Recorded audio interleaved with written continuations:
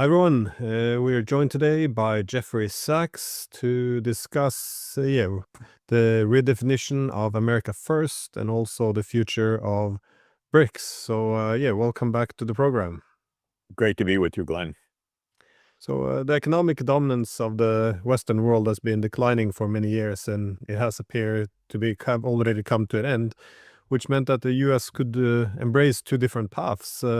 The first being the U.S. scaling back its empire and, I guess, facilitating a multipolar system in which the U.S. would be one, if not the first among equals. This appeared to be a possibility under the Trump's America First platform. The other option would be for the United States to fight all the other poles of power to restore hegemony. However, then a multipolar system would likely be developed in opposition to the United States.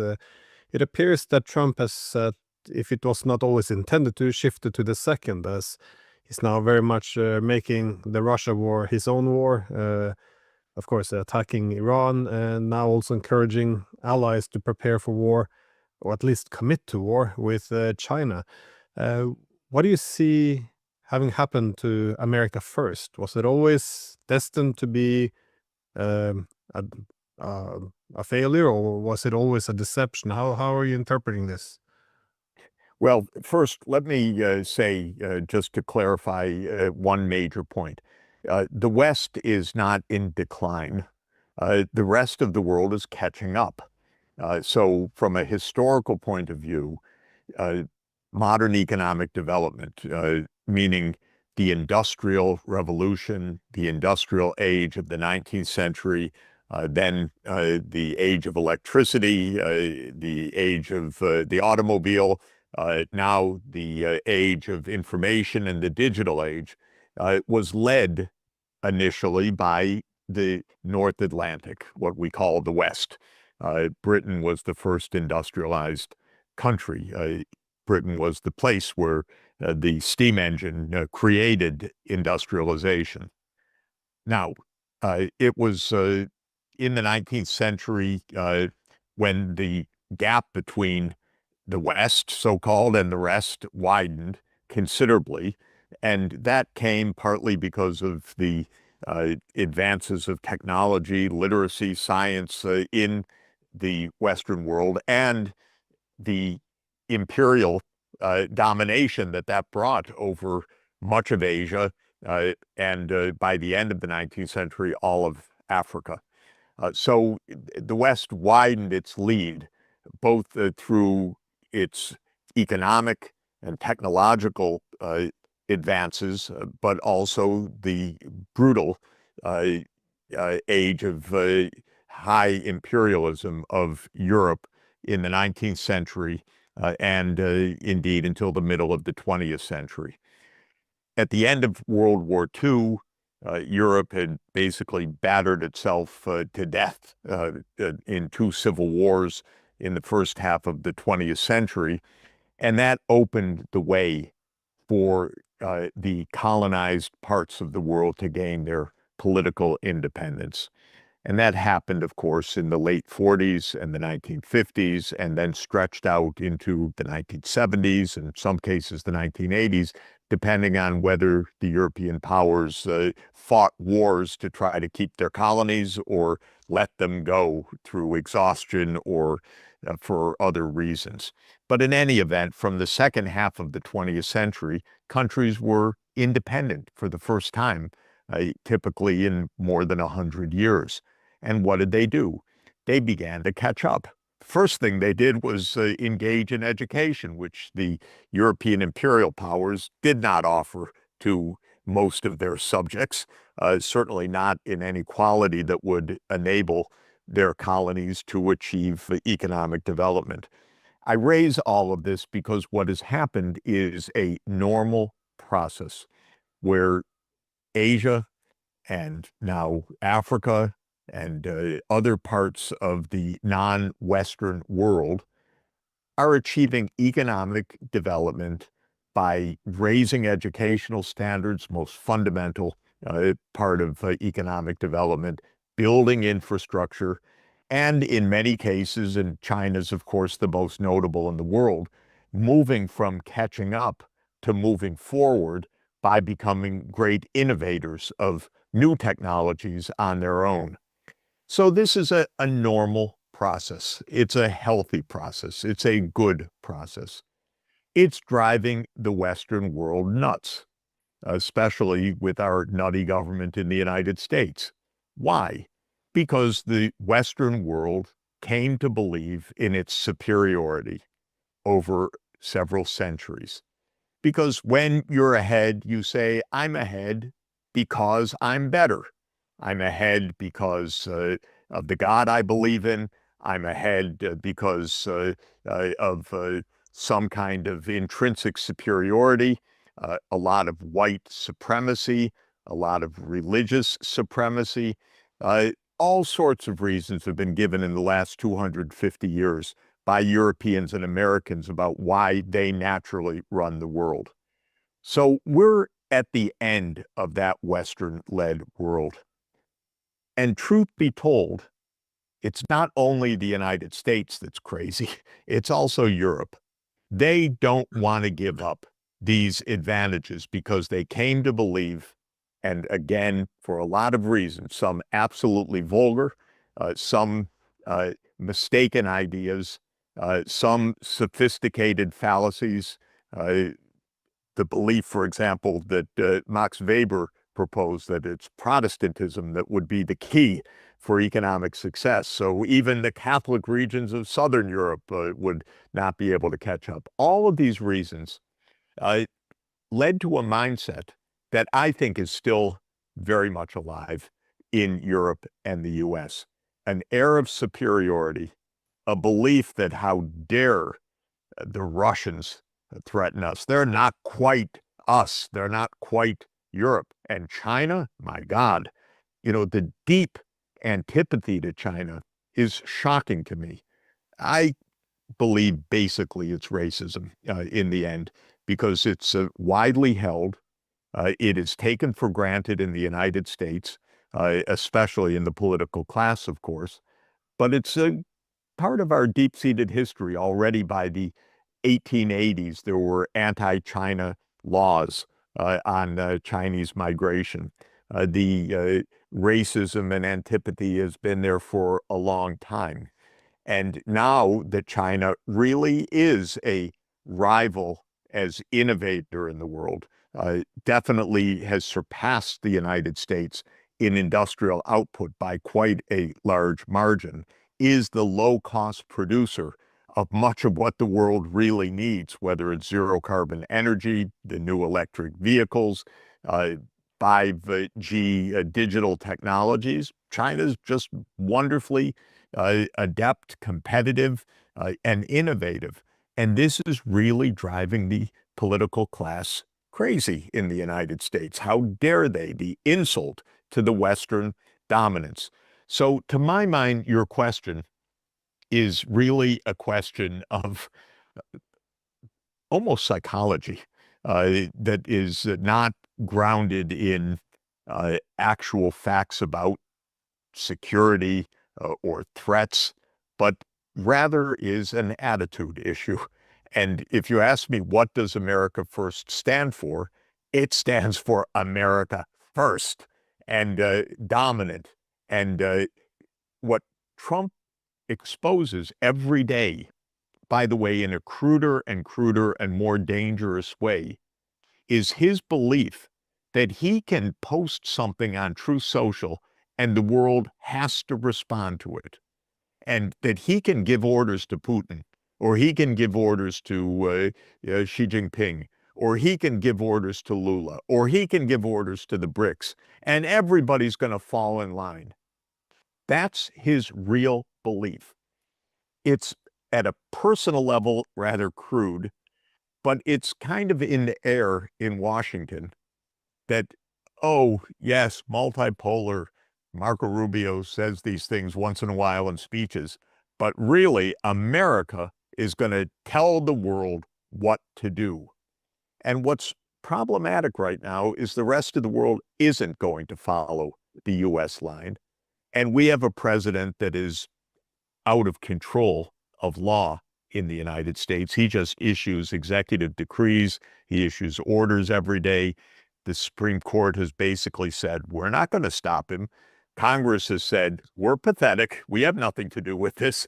And so we have one person, nearly an octogenarian, who has delusions of American power, who is giving orders every day to the world. The orders change by the hour.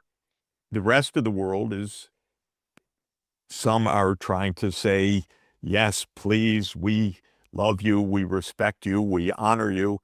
But in fact, a lot of the world follows President Lula's line, although President Lula's just about the only one with the gumption to say it. He said last week, we don't want an emperor, period. And he meant it.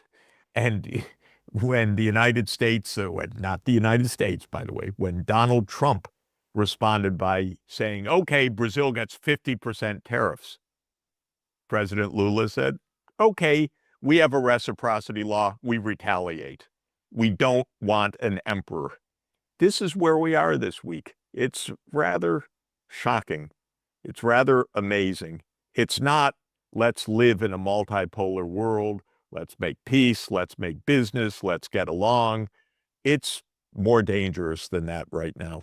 It is an erratic leader that it has no institutional control, who both exemplifies and exacerbates this Western delusion of power over the rest of the world, something that is past. It's already passé. It's already an anachronism. It was true, by the way, for 200 or 250 years, but it ain't true today. And this conflict between the perception and the reality is very dangerous. Yeah, no, your analysis is very spot on, and yeah, that would have been a better term to say relative decline. That is, as the rest catches up to the West, and it also appears that this is where a lot of the antagonism is. That it's not that the Russians, Chinese, or Iranians are a threat; it's more a threat to the hegemon. That is, Russia. You know, it's not absurd to say they should have a seat at the table in Europe.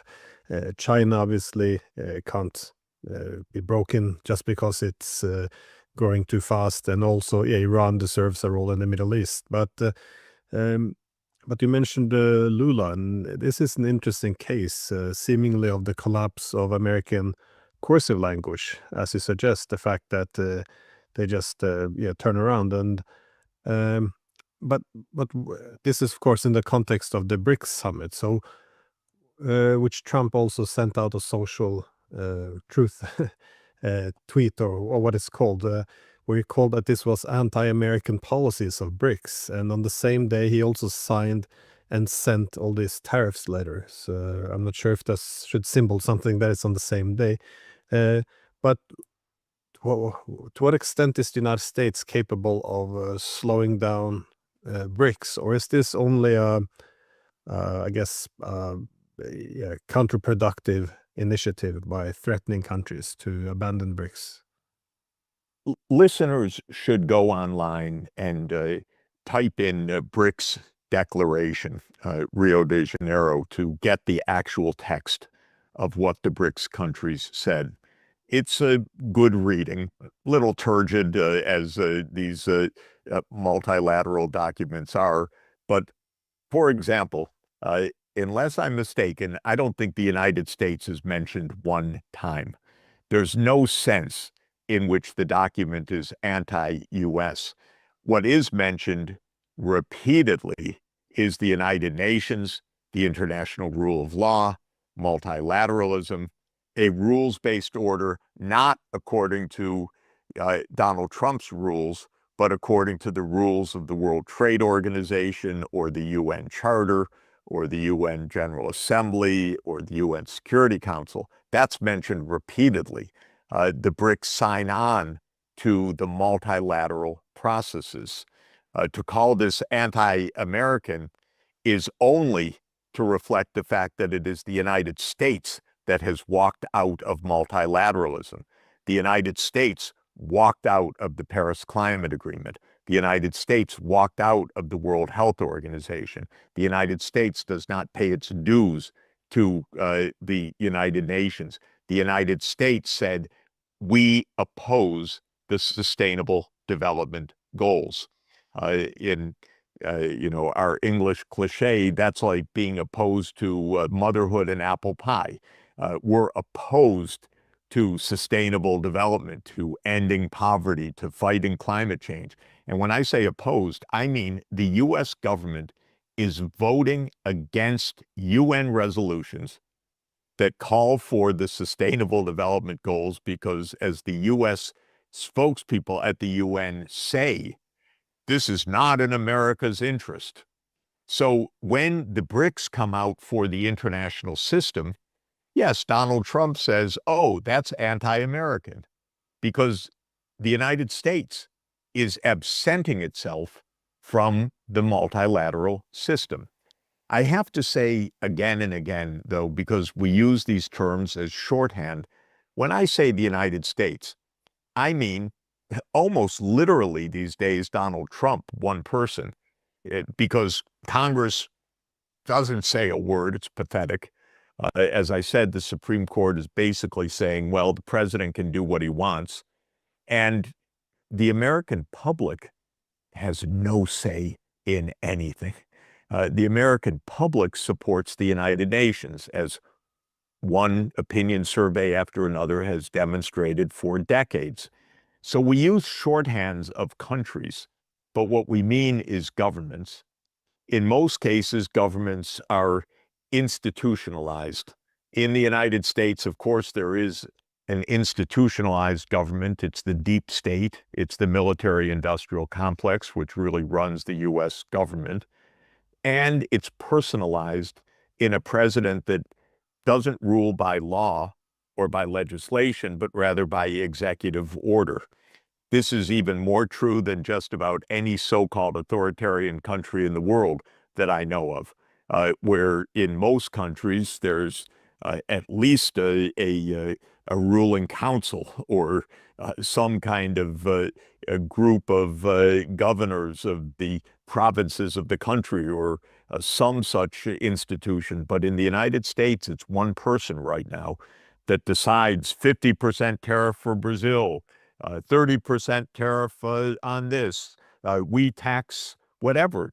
The whole international tax system of the United States being determined by one person, announced on social media.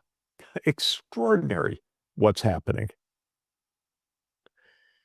And and again, this is not just a concern for domestic, his voters or base, but also for foreign leaders who actually, many people had some hopes that they could reach a deal with Trump based on his rhetoric. But the most recent one of Trump seemingly reversing is with Russia. He now made some statements that Putin isn't a nice guy after all because he hasn't stopped the war and agreed to a ceasefire, which is strange because in the beginning of this presidency, he seemed to recognize there was a need for a political settlement, which included neutrality for Ukraine. But this appears to be out the window, and now Putin is a bad man again, and it appears that Trump is going to go back to Biden's policies, who is now approving of sending weapons. What do you make of this? Is this simply Trump, going back to Biden policies, or do you see this as being a negotiation tactic? How do you make sense of this? I don't believe this is a tactic. I think that this is a very grave and very dangerous example of what we're experiencing right now. First of all, for a glimmer of a moment, Trump more or less said privately or through some aides in brief statements, yes, NATO enlargement was a bad idea, and it was a provocation that led to this war. And that gave a lot of us, you and I and others, the hope that, okay, now we're getting to the real issue. which is that this war can be stopped by a clear political settlement in which the United States and NATO allies say that NATO will not enlarge to Ukraine and to Georgia and to other countries on Russia's borders that all go back to plans of the 1990s to surround Russia with the military force and to render Russia a third-rate power. That was the plan. And actually, Zbigniew Brzezinski laid it out in 1997 in his book, The Grand Chessboard, and he has a chapter explaining, in his view in 1997, Russia will be able to do nothing but accept this. That's the arrogance that I was speaking about earlier. So Trump gave a hint, and apparently his negotiators told the Russians, yes, we understand, we want to reach a political settlement. The U.S. deep state, that's the CIA, the intelligence agencies, the armed services committees of the Congress, the weapons makers, and so forth, erupted. How can you accept this? This is weakness, and so forth.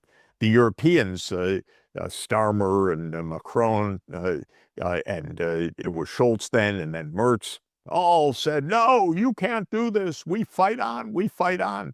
Rutte, Mark Rutte, who's now the Secretary General of NATO, who is unspeakably childish in his behavior, first of all calling Trump daddy, but also declaring at the recent NATO summit that Ukraine inevitably will become part of NATO. So that message, which was the glimmer of hope of rationality, of finding a way for peaceful coexistence, to use an old phrase, but meaning staying alive, that has gone out the door. And what replaced it was this typical demand, stop fighting, ceasefire. We don't talk about politics.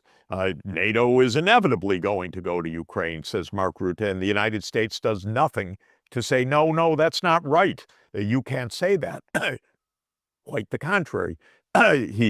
President Trump greets NATO Secretary General Rutte in the White House.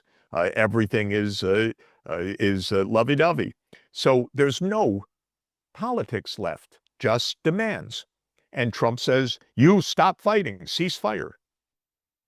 And Putin says, no, we said that we need to get to the core of these issues. Oh, you're a bad person. Now we're going to send weapons to hit you deep inside Russia. First of all, it's so unbelievably immature and unbelievably erratic that you couldn't imagine, I couldn't imagine a kind of high school game, being played this way. We're talking about nuclear superpowers. So this is profoundly dangerous, but also reflecting this mindset. Donald Trump says, I told Putin what the answer would be. And he didn't agree. He's a bad man. So Trump calls Zelensky and says, could you hit Moscow? Apparently, this is what the Financial Times is reporting today. Could you hit St. Petersburg? Yeah, we could, Mr. President, because Zelensky's also the epitome of responsibility that will get us all killed in World War III if this man has his way. And this is how the world is right now. It's very bad. And it reflects this extraordinary mix of personalization of global affairs in the United States, the long-standing deep state project, and an arrogance that is absolutely stunning and so large that the Western world, it's not just the United States, it is the US, it is Germany, it is France, it is Britain, and by the way, it's Norway joining in the chorus, and many others, acting as if, yes, of course we run the world. How dare Putin tell us anything? We don't have to talk about anything about politics or political settlements. We just have to say he's a bad man and keep fighting. Wow. I've never seen anything like this, and how dangerous it is. Yeah, this is my great fear now that not just the Russians, but also the Iranians and Chinese, they more and more see Trump's policies as being just deceptive, and his diplomacy being just theater. And of course, the Europeans following blindly and whitewashing anything that Washington does. It appears that they are also willing now to, forgo some of their hopes of a diplomatic solution with Washington, and preparing to play hardball, which is not a good thing for anyone in the world. Absolutely. In this nuclear-armed world, this whole approach is so reckless, so dangerous, and if I could say, the Western world needs to open its eyes to reality. It does not run the show. That doesn't make it a loser. The United States has every bit of security any country in the world could dream of. In fact, the U.S. is untouchable from a conventional, in a conventional sense. The only danger to the United States of America, the only security issue to the United States of America is nuclear war.